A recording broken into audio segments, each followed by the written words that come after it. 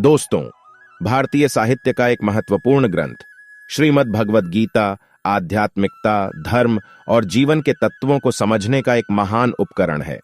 इसमें भगवान श्री कृष्ण द्वारा अर्जुन को दिए गए उपदेशों के माध्यम से मनोविज्ञान, कर्म, भक्ति और ज्ञान की महत्वपूर्ण बातें गई हैं।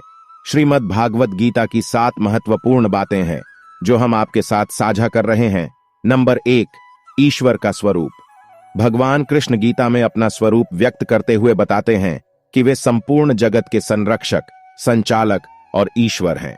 भगवत गीता के अनुसार ईश्वर सर्वशक्तिमान, सर्वज्ञ, सर्वव्यापी और अनंत गुणों वाला होता है।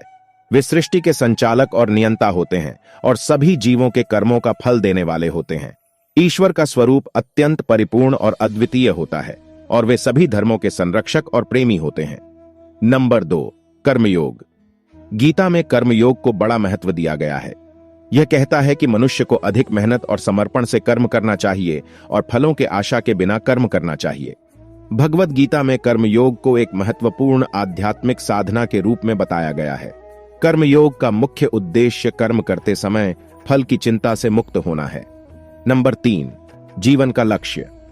भगवत गीता के अनुसार जीवन का मुख्य लक्ष्य आत्मा के संयमित और आध्यात्मिक विकास को प्राप्त करना होता है, जिससे आत्मा को मुक्ति की प्राप्ति हो सके।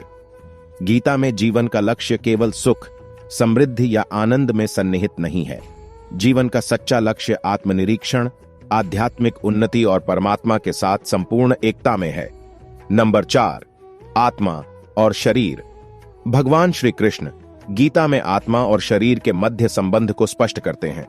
वे कहते हैं कि आत्मा अजर और अमर है और शरीर केवल एक यात्री है जो जन्म और मृत्यु के चक्र से होकर गुजरता रहता है। आत्मा कभी भी नष्ट नहीं हो सकती है और शरीर को एक दिन नष्ट होना ही होता है। नंबर 5, सांसारिक मोह।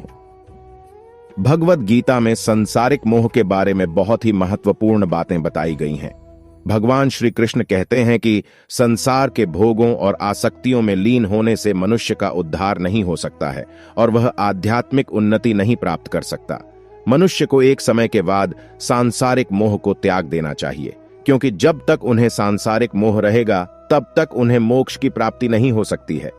नंबर 6, ईश्वर की भक्ति। श्रीमद् भगवद गीता में आस्था, समर्पण और प्रेम की महत्ता बताई गई है। भगवान श्री कृष्ण कहते हैं कि किसी भी योग की प्रथम शर्त उनकी सच्ची भक्ति है और वे अपने भक्तों की हमेशा रक्षा करते हैं। व्यक्ति को ईश्वर में श्रद्धा और भक्ति रखनी चाहिए, जिससे वह आत्मा के प्रति सहज आदर्श विकसित कर सके। मनुष्य को अपना कुछ समय ईश्वर की भक्ति में भी लगाना चाहिए।